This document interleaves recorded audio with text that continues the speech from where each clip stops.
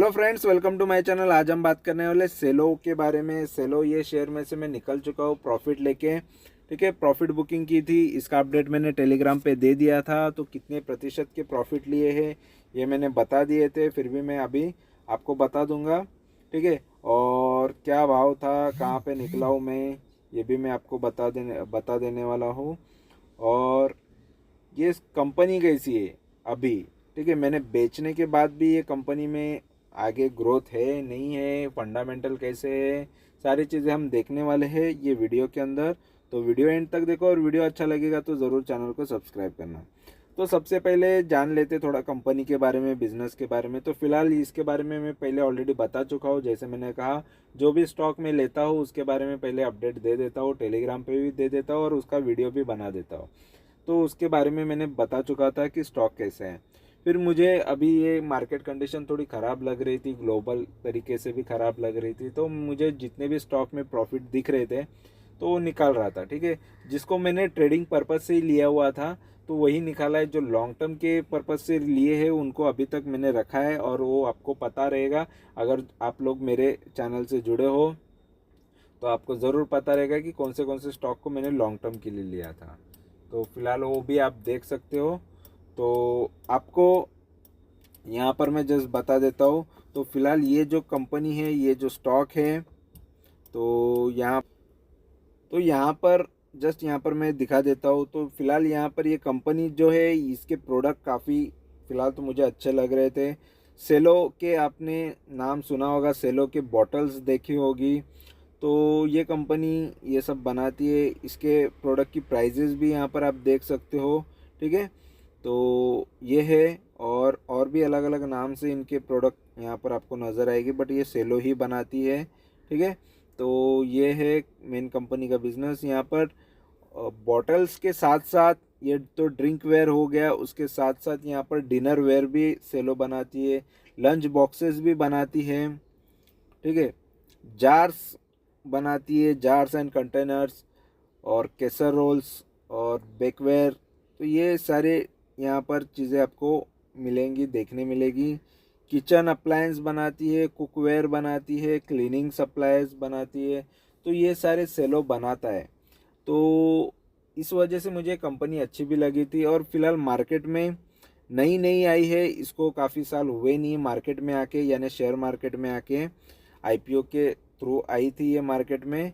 फ़िलहाल इसमें आईपीओ में तो मैंने अप्लाई तो नहीं किया था, लेकिन फिर भी ये स्टॉक यहाँ पर मुझे लगा कि इसको लेना चाहिए। तो जितना अभी फ़िलहाल प्रॉफिट मिला है ये तो मैं बुक कर चुका हूँ। दोबारा कभी लगे कि यार ये स्टॉक अभी फिर से अच्छे भाव पे है या कम भाव पे मिल रहा है तो दोबारा इसमें एंट्री करूँगा। ठीक है, तो फिलहाल ये स्टॉक में मैंने एंट्री कब की थी, मेरा प्राइस क्या था, ये भी मैं आपको बताने की कोशिश करता हूँ। ठीक है, तो फिलहाल सेलो को मैंने लिया था, जस्ट यहाँ पर मैं आपको बता देता हूँ। तो 775 के भाव पे लिया था मैंने। तो फिलहाल आज भी ये प्रॉफिट में ही होता, और मैंने बेचा था इसको 962 पे। तो 962 यहाँ पर चार्ट में आपको एक साल में नज़र आएगा। तो यहाँ पर 775 का जब भाव था तब मैंने इसको ख़रीदा था। और ये कब मैंने आपको टेलीग्राम पे डाला था वो अपडेट आप देख सकते हो कि मैंने बाय कब किया है। ठीक है, जो लोग जुड़े हैं उनको पता होगा, नहीं जुड़े तो जुड़ जाओ, डेटा तो हमेशा हमेशा वहाँ पर रहता ही है। तो 775 जब भाव था तब मैंने ख़रीदा था, और 900 के ऊपर यानी 962.75 पे मैंने इसको बेचा जब ये हाई के आसपास गया। वहाँ से थोड़ा शेयर करेक्ट हो गया, तो सही टाइम पे मैं निकला इसके अंदर से। उसके बाद थोड़ा स्टॉक देखो करेक्ट हो गया, क्योंकि मार्केट मुझे ख़राब लग रहा था, सिचुएशन ख़राब लग रही थी। इस वजह से मैंने जो स्टॉक में प्रॉफिट हो रहे तो कम से कम वो बुक कर लो, ये सोच के मैंने बुक किए हैं प्रॉफिट। ठीक है, तो फिलहाल यहाँ पर हम देखेंगे इसके अभी फंडामेंटल कैसे हैं। तो 711 का ये लो रह चुका है। ठीक है, और यहाँ पर 1025 का हाई रह चुका है। 1025 का भी हाई मिल सकता था, लेकिन देखो एग्जैक्ट हाई पे बेचना कभी कभी पॉसिबल नहीं होता है। कभी कभी आप नहीं बेच पाओ तो आप फिर डाउनफॉल में अटक जाते हो। ठीक है, तो यहाँ पर मैंने ये स्टॉक में से तो फिलहाल 962 के आसपास निकला हो, और उसके बाद ये देखो अभी डाउन पे है। और फिलहाल मार्केट कैपिटल देखेंगे तो 19,400 करोड़ की कंपनी है, काफ़ी बड़ी कंपनी है। और 54 का बुक वैल्यू है, जो काफ़ी कम है इसके करंट प्राइस के हिसाब से। और अगर हम देखते हैं स्टॉक का पी तो ठीक ठाक है, पी अच्छा है। आरओसी आरओई वो भी काफ़ी ज़बरदस्त है, रिटर्न्स काफ़ी अच्छे जनरेट कर लेती है कंपनी इसके कैपिटल के ऊपर। और यहाँ पर डिविडेंड भी थोड़ा बहुत हल्का सा डिविडेंड भी दे देती है, 5 रुपये का फेस वैल्यू आपको नज़र आएगा, ठीक है। और अगर हम देखते हैं चार्ट तो हमने देख लिए, तो काफ़ी अप डाउन 1 साल में दिखे हैं, 3 साल में भी देखो काफ़ी उतार चढ़ाव नज़र आ रहा है। लेकिन ये स्टॉक को ज़्यादा साल हुआ नहीं है, 2-3 साल का भी यहाँ पर साल नहीं हुए। जस्ट यहाँ पर हम देखेंगे तो ये मार्केट में आई है जस्ट यहाँ पर नवंबर में, 6 नवंबर से ये मार्केट में है।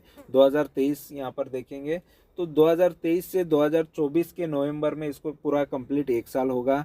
तो फिलहाल कंपनी में मार्केट में आके कंपनी को ज़्यादा साल हुआ नहीं है, तो इसका डेटा हमको CAGR भी डेटा हमको देखने नहीं मिलेगा, आगे मैं आपको ज़रूर दिखाऊंगा, ठीक है। कंपैरिजन करेंगे तो देखो ये अलग अलग ये ट्रेडिंग इंडस्ट्रीज़ में आ रही है, तो इसके कंपैरिजन के सेम टू सेम एग्जैक्टली कोई कंपनी यहाँ पर मुझे नज़र नहीं आ रही है, सबके मेजॉरिटी प्रोडक्ट अलग अलग है, ठीक है। तो इस वजह से यहाँ पर कंपेयर करने का कोई मुझे मतलब नहीं लगता है, क्योंकि सारे बिजनेसेस मुझे अदानी इंटरप्राइजेस, एजिस लॉजिस्टिक, ये सबके बिजनेसेस अलग नज़र आएंगे आपको, ठीक है। तो फिलहाल क्वार्टरली रिजल्ट्स हम यहाँ पर देखेंगे कि कंपनी सेल्स कैसे कर रही है और इसका नेट प्रॉफिट कैसा है। तो यहाँ पर मैं जस्ट दिखा देता हूँ, तो इसके कंपनी के सेल्स, तो सेल्स में आपको नज़र आएगा, यहाँ पर देख सकते हो कंपनी के सेल्स। यहाँ पर फिलहाल तो चार्ट यहाँ पर मैं दिखा देता हूँ, चार्ट से हम अंदाज़ा लगा लेंगे। तो जून 2022 यहाँ पर नज़र आ रहा है, वहाँ से लेके जून 2024 तक के यहाँ पर रिजल्ट यहाँ पर शो कर रहा है, ठीक है। यहाँ पर भी देखेंगे तो जून 2024 तक के रिजल्ट आए हुए हैं। तो उस हिसाब से देखेंगे तो फिलहाल सेल्स बढ़ते हुए नज़र आ रहे, 433 करोड़ से लेके 501 यानी 500 करोड़ तक कंपनी के सेल्स में ग्रोथ देखने मिला है। उससे ज़्यादा भी सेल्स किया था कंपनी ने दिसंबर के क्वार्टर में, ये क्वार्टरली है 3-3 महीने के हिसाब से। और अगर हम देखते हैं यहाँ पर जून के अंदर ये कंपनी जून 2022 में 66 करोड़ का प्रॉफिट कर रही थी। प्रॉफिट में ग्रोथ देखने मिला है कंटिन्यू, अगर देखा जाए तो 96 करोड़ तक कंपनी का प्रॉफिट ग्रोथ हुआ था जस्ट ये मार्च 2024 में। लेकिन अभी फ़िलहाल 89 करोड़ का कंपनी ने प्रॉफिट किया है, तो कंपनी की प्रॉफिटेबिलिटी भी काफ़ी अच्छी है फ़िलहाल तो यहाँ पर क्वार्टरली देखा जाए तो। और अगर हम इसके सेल्स ईयरली देखते हैं, 2021 से हमारे पास यहाँ पर डेटा है, 2021 से लेके 2024 तक। तो फिलहाल यहाँ पर देखेंगे कि ये जो स्टॉक है इसके चार्ट यहाँ पर हमको ग्राफ कैसे नज़र आ रहा है, तो 1000 करोड़ से कंपनी 2000 करोड़ तक कंपनी ने सेल्स में ग्रोथ दिखाया है जस्ट यहाँ पर 2-3 साल के अंदर, ठीक है। मार्च 2021 से लेके 2024 तक कंपनी 2000 करोड़ का सेल करने लगी। और प्रॉफिट देखेंगे तो 166 करोड़ से 350 करोड़ के ऊपर कंपनी का प्रॉफिट चला गया है, तो प्रॉफिट भी ग्रोथ काफ़ी अच्छा नज़र आ रहा है, ठीक है। CAGR जिस तरीके से मैंने कहा कंपनी को 1 साल भी नहीं हुआ है, तो साल भर के भी रिटर्न यहाँ पर आपको नहीं नज़र आएंगे। और अगर हम देखते हैं बैलेंस शीट, तो बैलेंस शीट में कंपनी का यहाँ पर देखेंगे तो देखो बैलेंस शीट में आपको नज़र आएगा कंपनी का जो रिजर्व है, पहले माइनस में हुआ करता था रिजर्व, अभी यहाँ पर प्लस में है। जो ब्लू लाइन है वो कम्प्लीटली रिजर्व की है, 1000 करोड़ का कंपनी के पास रिजर्व है। और अगर हम देखते हैं बोरोविंग की बात करेंगे, तो बोरोविंग यहाँ पर रेड में है, तो लाल यहाँ पर डार्क लाल यहाँ पर आपको जो नज़र आ रहा है 334 करोड़ का कंपनी पर लोन था, अभी लगभग 374। तो लायबिलिटी या बोरोविंग या अदर लायबिलिटीज़ ये दोनों अभी आसपास ही है, 450 करोड़ का यहाँ पर आपको अदर लायबिलिटी और बोरोविंग जो कंपनी ने उधार लिए हुए हैं, लोन लिया हुआ है, कर्जा है, वो है लगभग 371 का यहाँ पर भी नज़र आएगा आपको, ठीक है। तो फिलहाल जो भी है यहाँ पर मैंने बता दिया है। और अभी इसका शेयर होल्डिंग पैटर्न देखते हैं, तो शेयर होल्डिंग में आपको नज़र आएगा कंपनी के शेयर्स यहाँ पर मेजॉरिटी शेयर यहाँ पर प्रमोटर के पास ही है, लगभग यहाँ पर 75% ये प्रमोटर की होल्डिंग है। और बच्चे कुछ 25% जो शेयर्स हैं वो FIIs, DIIs और पब्लिक में हैं। तो उसके बाद सबसे ज़्यादा किसी के पास शेयर है तो वो है DIIs यानी डोमेस्टिक इन्वेस्टर्स होते हैं, जिसके अंदर म्यूचुअल फंड भी आ जाते हैं, बड़े इन्वेस्टर हो जाते हैं इंडिया के। और फॉरेन के इन्वेस्टर जो FIIs है उनके पास भी 7.5% या 7.25% के शेयर्स है, तो ये भी चीज़ अच्छी है। और अगर हम पब्लिक की बात करते हैं तो पब्लिक देखो लगभग 4% की होल्डिंग रख रही है, तो पब्लिक का भी इन्वेस्टमेंट यहाँ पर ये कंपनी में अच्छा है। फिलहाल तो कम ही है, लेकिन जैसे जैसे मार्केट में और अवेलेबल हो जाएंगे शेयर्स तो पब्लिक ने ये शेयर्स में एंट्री करनी चाहिए, क्योंकि बड़े बड़े प्लेयर भी इसके अंदर इन्वेस्टेड है इसलिए, ठीक है। और अगर हम देखते हैं ये कंपनी का प्राइस और टारगेट और ये सारी चीज़ें, तो यहाँ पर मैं थोड़ा जूम कर देता हूँ, तो यहाँ पर आपको नज़र आएगा ये फिलहाल अभी जो प्राइस है 879 के आसपास है। हाई मारा था वो 1025 का, 1025 रुपये का। और ये हाई अभी यहाँ पर देखेंगे, अगर ये हाई पर पहुँचता है तो लगभग 16-16.5% के रिटर्न ये आपको अगर हाई टच करेगा तो मिलेंगे। और यहाँ से लो इसका दूर कहाँ पर है देखेंगे तो यहाँ पर देखो, तो फिलहाल देखो स्टॉक अभी हाई से 14% डाउन पे मिल रहा है, 145 रुपीज़ डाउन पे अभी भाव अभी मिल रहा है आपको। और अगर इसका 52 वीक लो देखा जाए तो 711 है। 711 से अभी ये स्टॉक थोड़ा ऊपर ही है, लगभग 711 से ये स्टॉक अगर देखेंगे 52 वीक लो से अभी का स्टॉक है 168 रुपीज़ ऊपर पे चल रहा है, यानी 23% ये ऊपर पे चल रहा है लो से, ठीक है। तो फिलहाल यहाँ पर काफ़ी लो दूर है यहाँ पर नज़र आ रहा है, और उसका हाई काफ़ी नज़दीक नज़र आ रहा है फिलहाल तो।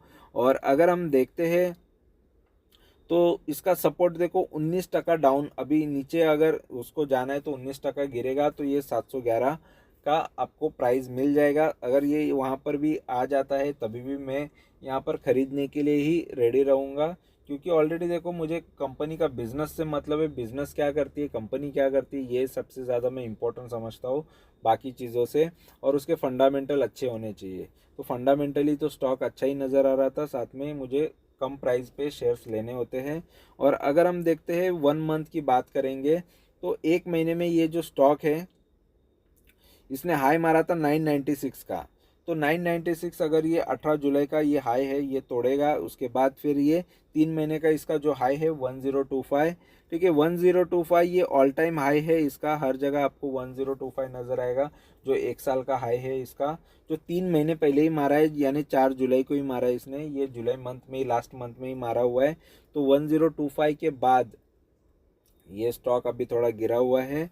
और इसके लो के तरफ अब अगर हम देखते हैं तो एक महीने का लो इसका 870 का है, जो रिसेंटली मारा हुआ है, ये 14 अगस्त को मारा हुआ है, ठीक है। अभी लो के आसपास ही है स्टॉक। इससे ज़्यादा लो 3 महीने का लो देखेंगे तो 793 है जो 5 जून का है।